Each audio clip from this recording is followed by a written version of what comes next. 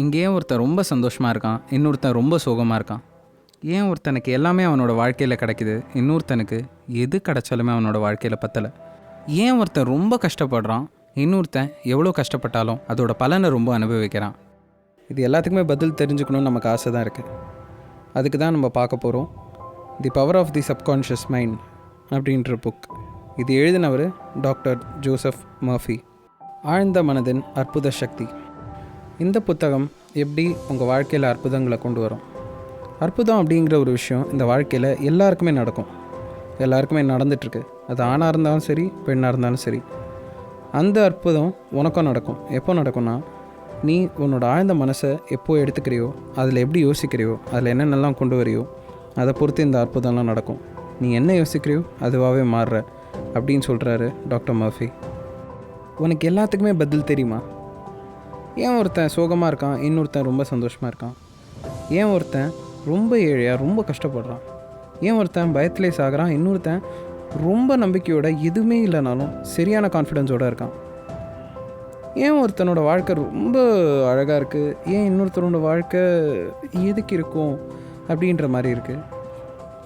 ஏன் ஒருத்தன் வெறும் வாழ்க்கையில் வெற்றியை மட்டுமே பார்க்குறான், இன்னொருத்தன் ஜஸ்ட்டு தோல்வியை மட்டுமே பார்க்குறான்? ஏன் ஒருத்தனுக்கு ஒரு நோய் வந்து இந்த நோயை சரி பண்ண முடியாதுன்னே நினைக்கிற நோய் கூட அவனுக்கு சரியாகுது, ஆனால் இன்னொருத்தனுக்கு எப்போ சாகிறான்னு தெரியாமல் கூட ஒரு நோய் வந்து இறந்து போகிறான்? ஏன் ஒருத்தர் வந்து ரொம்ப நல்லவங்களாகவும் ரொம்ப கைண்டாகவும் எல்லா விதமான நல்ல குணங்களும் இருந்தும் அவங்களுக்கு நிறைய கஷ்டம் அவங்க வாழ்க்கையில் வருது, சுற்றி இருக்கிற நிறைய பேர் அவங்கள சரியாக நடத்துறதே இல்லை. ஆனால் அதே நேரத்தில் இன்னொருத்தர் சரியாக இல்லைனாலும் அவங்கள சுற்றி இருக்கிறவங்க நல்லவங்களாக இருக்காங்க, அவங்களோட வாழ்க்கை என்ன நடந்தாலும் ரொம்ப நல்லா இருக்குது. அதே நேரத்தில் ஒரு பொண்ணுக்கு ரொம்ப சந்தோஷமான வாழ்க்கை, ரொம்ப சந்தோஷமான கல்யாணம் அப்படின்னு எல்லாமே சந்தோஷமாக நடக்குது. அதே நேரத்தில் அந்த பொண்ணோட தங்கச்சிக்கு ரொம்ப சோகமான வாழ்க்கை, சரியாக அமையாத வாழ்க்கை அப்படின்னு இருக்கிறதுக்கு காரணம் என்ன? இதுக்கு எல்லாத்துக்குமே நம்மக்கிட்ட பதில் இருக்கா? கண்டிப்பாக இருக்குது. இதுக்கு எல்லாமே காரணம் நம்மளோட ஆழ்ந்த மனசு தான். நம்ம ஆழ்ந்த மனசுக்கு பயங்கரமான ஒரு சக்தி இருக்குது. அந்த சக்தியை பற்றி சொல்கிறதுக்கு தான் இந்த புக்கை எழுதியிருக்காரு டாக்டர் மர்ஃபி. நமக்குள்ளே இருக்கிற எல்லா கேள்விகளுக்கும் எல்லா கன்ஃபியூஷன்ஸ்க்கும் பதில் தெரியணும்னா இந்த புக்கை நம்ம படிக்கணும் அப்படின்னு சொல்கிறாரு. இந்த புக்கில் நம்ம கற்றுக்கிற எல்லா விஷயமும், இதோட விதிகளும் நம்மளோட தினசரி வாழ்க்கையில் பயன்படும். அது எப்போவுமே நம்ம யூஸும் பண்ணிக்க முடியும். நமக்குள்ளே ஒரு பயங்கரமான அற்புத சக்தி இருக்குது.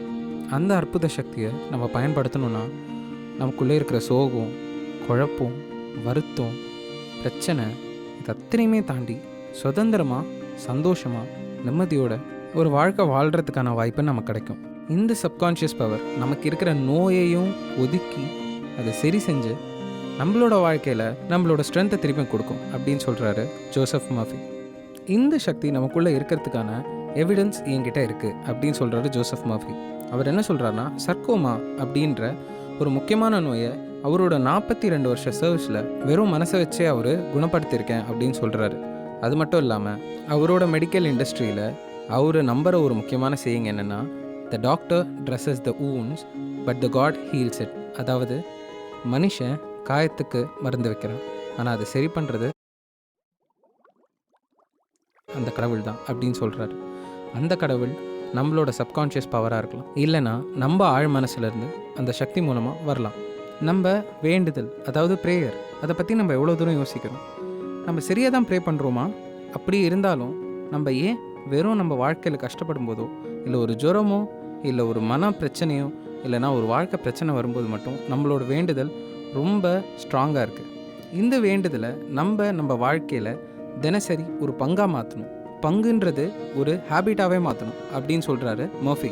இந்த புக்கோட அட்வான்டேஜ் என்னென்னா, நீங்கள் வேண்டுற விஷயம், அதாவது உங்களுக்கு தேவைன்னு நினைக்கிற காரு, வீடு, உங்களுக்கு இன்றைக்கி தேவைன்னு நினைக்கிற உங்கள் பிரச்சனைக்கான சொல்யூஷன்ஸை இந்த புக்கால் தர முடியும். அண்ட் இது ரொம்ப சுலபமாக உங்களுக்கு புரிகிற மாதிரி ப்ராக்டிக்கலாக டவுன் டு எர்த் பாசிபிலிட்டிஸ் மூலமாக நடக்கும். நான் சில நேரங்களில் எதிர்பார்க்குற விஷயங்கள் என் வாழ்க்கையில் கிடைக்கல, என்னோட ப்ரேயர்ஸ்க்கான பதில் எனக்கு சுத்தமாக கிடைக்கல அப்படின்னு கேட்குறவங்களுக்கும் தேவையான பதில் இந்த புக்கில் நம்மக்கிட்ட இருக்குது. நீ வாழ்க்கையில் எதை நம்புகிற, அந்த நம்பிக்கை உன்னை எங்கே எடுத்துகிட்டு போகுது? நீ உன்னோட ரிலீஜியன் சொல்லிட்டு ஒரு விஷயம் நம்புற பார்த்தியா, அதில் இருக்கிற ஃபார்முலா, அதில் இருக்கிற சாக்ரிஃபைஸ், அதில் அவங்க தர்றது, நீ கொடுக்கறது, நீ வாங்கிறது, நீ அதில் வச்சுருக்கிற ஆழ் மனசு அனைத்து நம்பிக்கையும் என்ன நீ ஃபீல் பண்ணுற, என்ன நீ நம்புகிற அப்படின்றத உன்னை பயங்கரமாக மாற்றும். அதுதான் நமக்கு தேவை. நம்ம என்ன யோசிக்கிறோமோ, எது நம்புகிறோமோ, அதை நம்ம உடம்பையும் மனசையும் பல விதத்தில் மாற்றும். அதை தான் ஒரு ப்ரேயருக்கான முக்கியமான ஒரு எசென்ஷியல் திங் அப்படின்னு சொல்கிறாரு மர்ஃபி. எப்போ உன்னோட நம்பிக்கை மாறுதோ அப்போது உன் மனசில் இருக்கிற ஆசை மாறும். அந்த ஆசை மாறும்போது நீ அதுக்கேற்ற மாதிரி நடந்துப்ப. அது பேர் தான் ப்ரேயர். ஆசை தான் ப்ரேயர். அதாவது உனக்கு ஒரு விஷயம் கிடைக்கல, ஐயோ கஷ்டமாக இருக்கு அப்படின்னு நினைக்கிறத விட, இந்த விஷயம் என்ன நடந்தாலும் எனக்கு வேணும், அதுக்கு நான் என்ன தெரிஞ்சுக்கணும், என்ன பண்ணணும் அப்படின்றத வச்சுக்கிறது பேர் தான் நம்மளோட ப்ரேயர். அந்த ப்ரேயருன்றது ஒவ்வொரு நாளும் ஒவ்வொரு நிமிஷமும் நம்ம மனசில் ஓடிக்கிட்டே இருக்கணும்.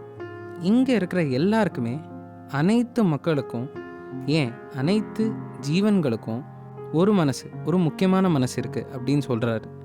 அப்படி நம்ம எல்லாருக்குமே இருக்கிற அந்த ஒருமைப்பட்ட மனசை நம்ம எடுத்து டேப் பண்ணோன்னா நமக்கு கிடைக்கிற சக்தி மூலமாக நம்மளோட மனசில் இருக்கிற, உடம்பில் இருக்கிற அத்தனை காயத்தையும் சரி பண்ணி, நம்மளை கட்டி போட்டு வச்சிருக்கிற நம்மளோட ஏழ்மை, குழப்பம், தோல்வி, இல்லாமை, வெறுப்பு, இது அத்தனையும் விட்டு நம்மளால் வெளில வர முடியும். அண்ட் இந்த அருமையான விஷயம் நம்ம வாழ்க்கையில் நடக்கட்டும். அது நடக்கிறதுக்கு நம்ம என்ன பண்ணணும் அப்படின்றத பார்ப்போம்.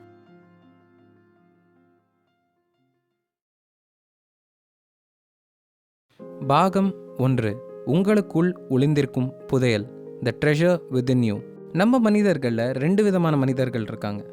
ஒன்று மேக்னடைஸ்ட், அதாவது நல்ல ஒரு காந்த சக்தி இருக்கிற ஒரு பர்சன் ஒருத்தன் இருக்கான்.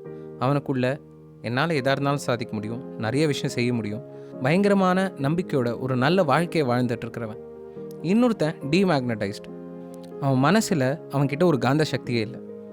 அவனுக்கு வாழ்க்கை எப்படி போகுமோ, என்ன ஆகுமோ, ஏதாவது நடக்குமோ அப்படின்னு பயந்துக்கிட்டே இருப்பான். அவனை தேடி மக்களும் வரமாட்டாங்க, இல்லை ரொம்ப கம்மியாக தான் வருவாங்க. பொருள்களும் வராது, இங்கே தேவையான விஷயங்களும் கிடைக்காது. நீ அப்படி காந்த சக்தியோடு இருந்தால் தான் உனக்கு தேவையான ஒரு முக்கியமான ரகசியம் கிடைக்கும். அந்த ரகசியம்தான் உன் ஆழ் மனசில் இருக்கிற சக்தியை பற்றி சொல்ல போகிற ஒரு விஷயம்.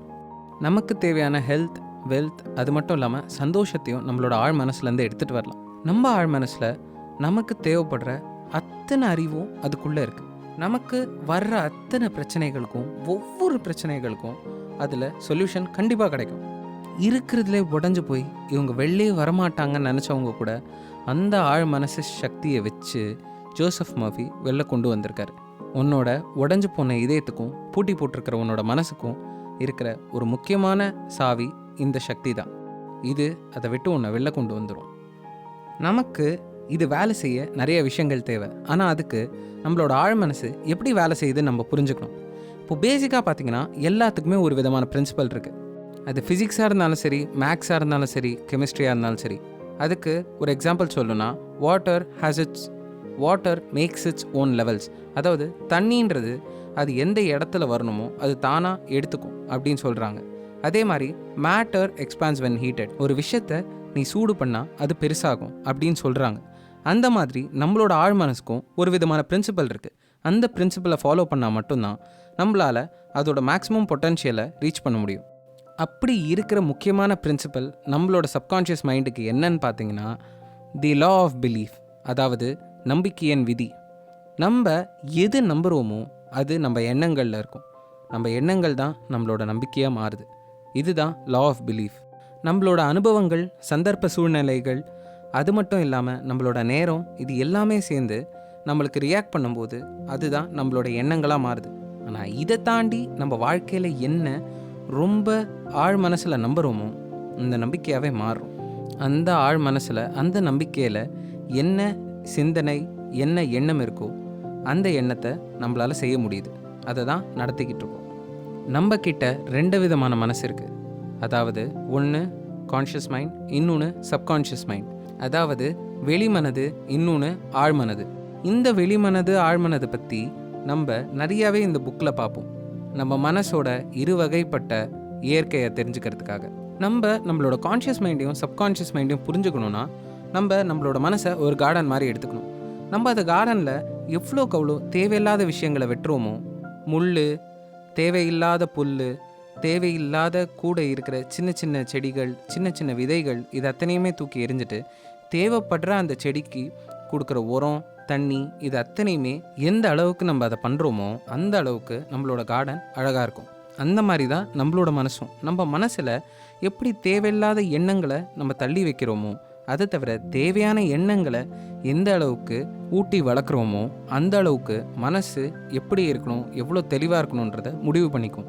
இதில் முக்கியமான விஷயம் என்னென்னா, எப்படி நம்மளோட கார்டனில் நம்ம மேலே இருக்கிற செடியை விட உள்ளே இருக்கிற அதோட வேரும் மணலும் அதுக்குள்ளே இருக்கிற அதோட ஆரோக்கியமும் அதே மாதிரி தான் நம்மளோட சப்கான்ஷியஸ் மைண்ட், அதாவது நம்மளோட ஆழ் மனதை எப்படி ஊட்டுறோமோ அதுக்கேற்ற மாதிரி தான் நம்மளோட வெளி மனது, அதாவது நம்மளோட கான்ஷியஸ் மைண்ட் ஆரோக்கியமாகவும் வளரும், பெருசாகவும் வளரும்.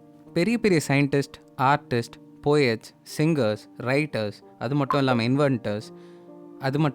இன்வென்டர்ஸ், இவங்க எல்லாருக்குமே நம்மளோட ஆழ் மனசும் நம்மளோட வெளி மனசும் எப்படி வேலை செய்யுதுன்னு தெளிவாக தெரியும். அதனால தான் அவங்க ஒரு பெரிய இடத்துல இருக்காங்க.